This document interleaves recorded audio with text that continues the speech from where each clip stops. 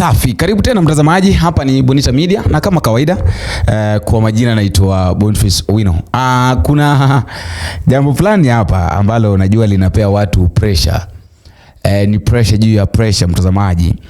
William Samoei Ruto anang'ang'ana jinsi ambavyo anaweza kaenda kutembea kule upande wa Mlima Kenya.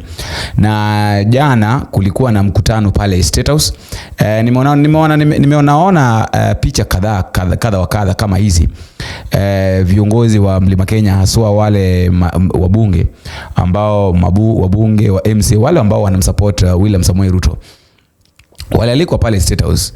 Na kulingana na information ni kwamba kwamba walipewa karibu shilingi milioni 15 ili waende wafanye mobilization. Wakati ambapo Ruto atakuwa anafika, basi tayari kutakuwa na watu. Lakini mimi nataka tuzungumze kuhusu hilo jambo. Lazima tuelewe hivi ya kwamba karibu 99% ya hao wabunge wote wenye walienda State House jana hawajai rudi kule watu ambao wanaitwa na Ruto ya kwamba waende wakazungumze na watu wao. Of course tunajua kwamba kuna wave ambayo Rigathi Gachagua amebadilisha Mlima Kenya kabisa.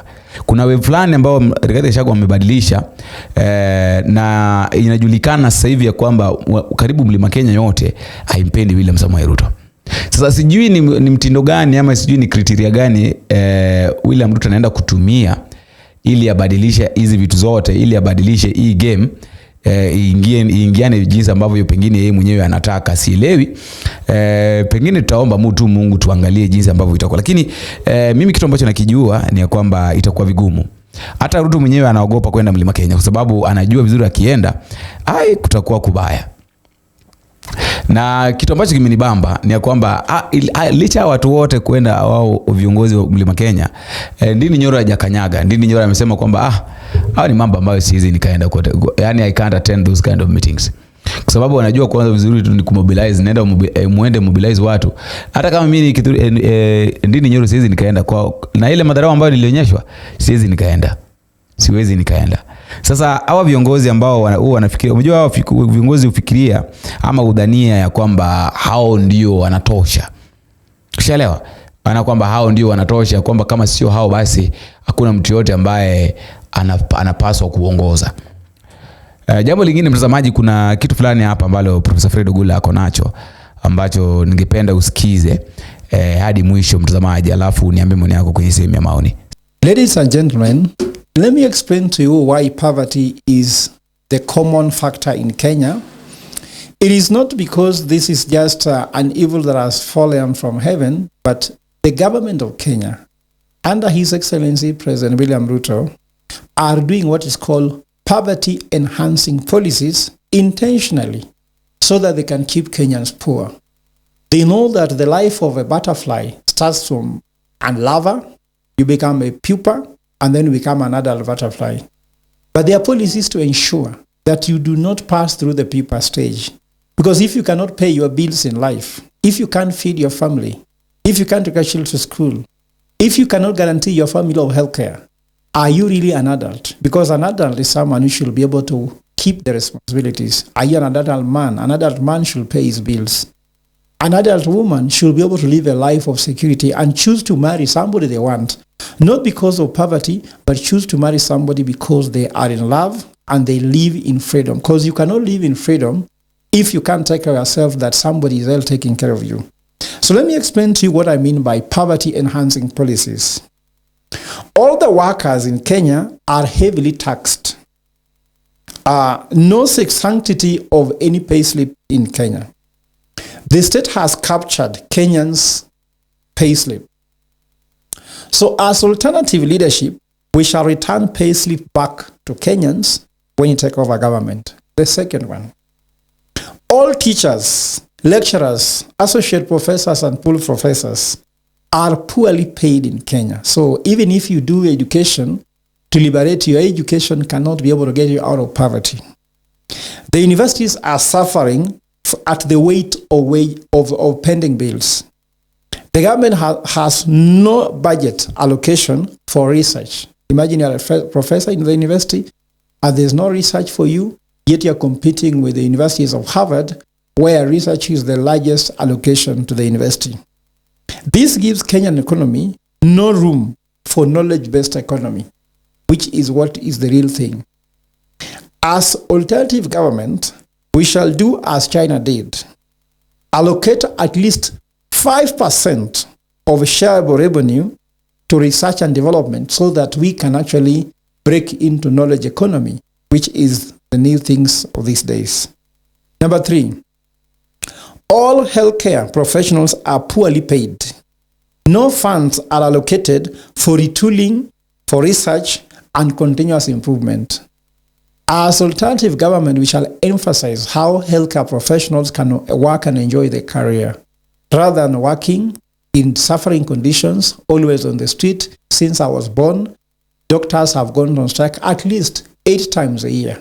This should be something of the past under alternative leadership.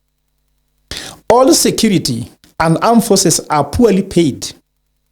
Imagine cadets' starting salary is about 25,000 shillings a month. Police constables' salary begins with about 24,000 shillings a month. Watchmen earn as low as 15,000 shillings a month. How can a country be secured this way? How can someone put their lives on the line under such circumstances for the sake of their country? Even the equipment they use are old. Poor quality is the order of the day.